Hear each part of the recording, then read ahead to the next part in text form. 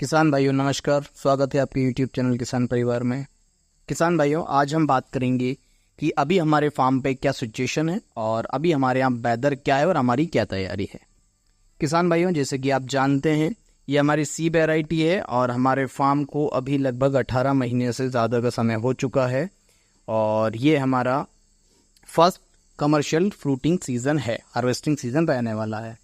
किसान भाइयों, इस बार टेम्परेचर बहुत हाई गया है, गर्मी बहुत ज़्यादा है और इसके कई सारे नुकसान हमें देखने को मिले और वो आप वीडियो में देख सकते हैं। हमारे कई सारे प्लांट्स की जो है सूट्स रेड हो रही है और येलो हो रही है। किसान भाइयों, 2 दिन पहले अच्छी खासी बारिश हुई है, कल भी अच्छी बारिश हुई है और उसकी वजह से हमारे यहाँ पे सबसे अच्छी चीज़ ये है कि टेम्परेचर काफ़ी नीचे आया है और टेम्परेचर नीचे आया है तो प्लांट्स अब येलो होने भी बंद हो गए और जो चाइना के लिए हमने स्प्रे किया था वो भी धुल गया है।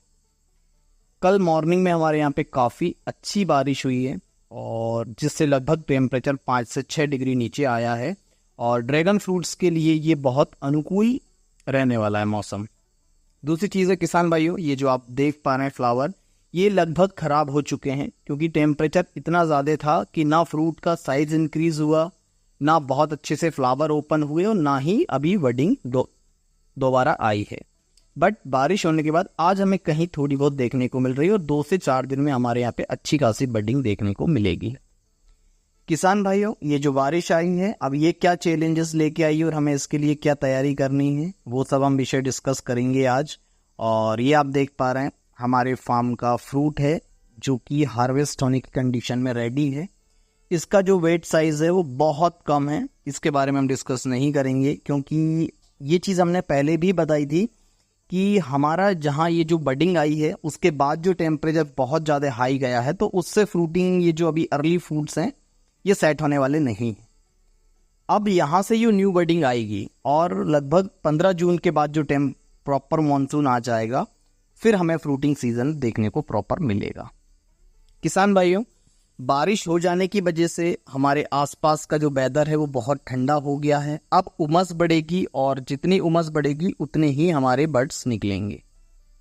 अब हमें यहाँ से क्या तैयारी करनी है, जैसे कि हमने पहले डिस्कस किया था, अब हम यहाँ से फर्टिलाइज़र लगाने की तैयारी स्टार्ट करेंगे। अब हमें यहाँ से प्रॉपर फर्टिलाइज़र लगाने हैं। फर्टिलाइज़र लगाने के बाद अब धूप भी तेज़ होगी, कभी कभी बीच में धूप होगी, तो अब यहाँ पे जो मेन हमारा रोल आ जाता है वो है ग्रीन मिरेकल का। अब यहाँ से हमें ग्रीन मिरेकल स्प्रे करना है। उसके 2 कारण हैं। पहला, हमारा प्लांट जब वॉश हो गया, धुल गया, तो ग्रीन में जो हमने चाइना के लिए स्प्रे किया था वो पूरा निकल गया। ठीक है, तो अब हमें दोबारा चाइना के लिए नहीं डालना है क्योंकि अब हमें हमारे प्लांट्स को माइक्रो न्यूट्रिएंट्स देना है। गर्मी लगभग जा चुकी है, अब मॉनसून सीजन स्टार्ट होने वाला और फ्रूटिंग आने वाली है, तो अब हमारे प्लांट्स को माइक्रो न्यूट्रिएंट्स प्रॉपर देना है। ग्रीन मिरेकल का यहाँ पे 2 यूज़ हो जाएगा। पहले तो जो आपका प्लांट ने 2 महीने 3 महीने बहुत ज़्यादा हीट वेव और गर्मी को झेला है, उससे प्लांट स्ट्रेस में है, तो आपको ग्रीन मिरेकल स्प्रे करना, जो स्ट्रेस रिलीफर होता है, उससे आपका प्लांट स्ट्रेस से भी बाहर आएगा। जो लीफ येलो हो रही है वो ग्रीन में कन्वर्ट होगी। ट्राइकोडर्मा सूडोमोनास से ये येलो हमारी लीफ हैं जो फंगस में कन्वर्ट ना हो, उसके लिए हम ट्राइकोडर्मा सूडोमोनास डालेंगे। किसान भाइयों, यहाँ पे एक इम्पॉर्टेंट चीज़ आपको याद रखनी है कि अब हमारे जो प्लांट्स की रूट्स हैं, जड़ें हैं, जो आसपास का एरिया है, इसमें बहुत ज़्यादा चींटियाँ आएंगी। चींटियाँ और कीट, इस पर अब प्रभाव आएगा इनका, तो हमें इस चीज़ का भी विशेष ध्यान रखना है। हमें हमारे यहाँ पे जो हमारा नीम ऑयल होता है उसका स्प्रे डालियों पे और हल्का हल्का हमारे प्लांट्स की रूट्स के आसपास भी स्प्रे कर देना है, जिससे हमारे यहाँ पे चींटियाँ नहीं लगेगी। चींटियों का प्रकोप आपको देखा जाएगा और आप ये बात मुझे 2 से 3 दिन में बिल्कुल अपडेट करेंगे कि चींटियाँ आई है, क्योंकि ये आती ही है इस टाइम पे। तो इन चीज़ों को आपको विशेष ध्यान रखना है। अब जो न्यू लीफ और न्यू बर्ड्स आएंगे वो बिल्कुल स्वस्थ आएंगे और वेदर के अकॉर्डिंग अब हमारा प्रॉपर सीजन स्टार्ट होने वाला है। जिन किसान भाइयों ने फर्टिलाइज़र नहीं दिया है, जो तैयारी कर रहे थे, वो बिल्कुल तैयार कर लें फर्टिलाइज़र। 1 हफ्ते के अंदर हम फर्टिलाइज़र हमारे प्लांट को देने वाले हैं। जो भी किसान भाई चैनल पे फर्स्ट टाइम है, चैनल को सब्सक्राइब करें, वीडियो को लाइक करें और आपके दोस्तों के साथ शेयर करें। किसान भाइयों, अभी हमारा जो फ्रूट का साइज़ है, जो वर्डिंग क्वालिटी है, वो बहुत ख़राब है, बहुत अच्छी नहीं है। हम उससे बिल्कुल हैप्पी नहीं हैं। बट अब हम फर्टिलाइज़र जब लगाएंगे, उसकी केयर करेंगे, तो अब यहाँ से प्रॉपर हमें हमारे जो फ्रूट का साइज़ है वो इंक्रीज होगा।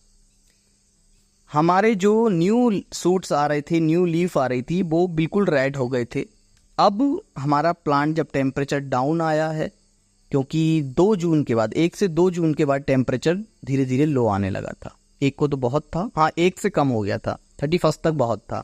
उस दिन से जब टेम्परेचर डाउन आया तो हमारे प्लांट्स ने ग्रो स्टार्ट हो गया है, और जो रेड हो रहा था वो अब बीच में कहीं दिखने लगा है कि उस रेड से आगे प्लांट चलने लगा है।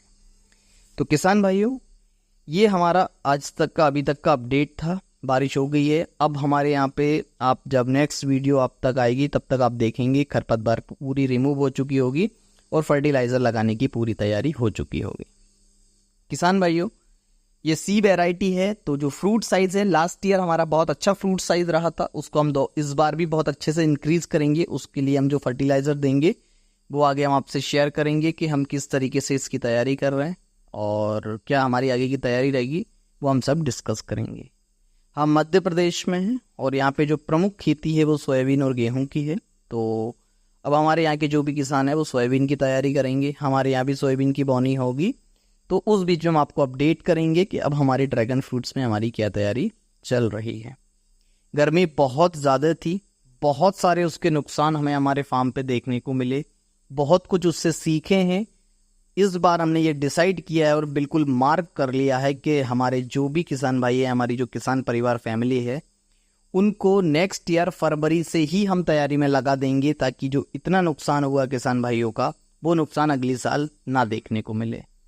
कई सारे हमारे अच्छे सब्सक्राइबर हैं जिनका बहुत बड़े लेवल पे फार्म था और वो बहुत ज़्यादा डैमेज हुआ और देख के बहुत दुख हुआ। काफ़ी पैसा लगाने के बाद भी फार्म प्रॉपर इस्टेब्लिश नहीं हुआ है। तो उस चीज़ की तैयारी हम नेक्स्ट टाइम खुद से करेंगे, पहले से करेंगे और अवेयरनेस लेके आएंगे कि आपको कैसे बचना चाहिए। तो किसान भाइयों, आज का विषय हमारा इतना ही। बहुत जल्द मिलते हैं एक नए वीडियो के साथ।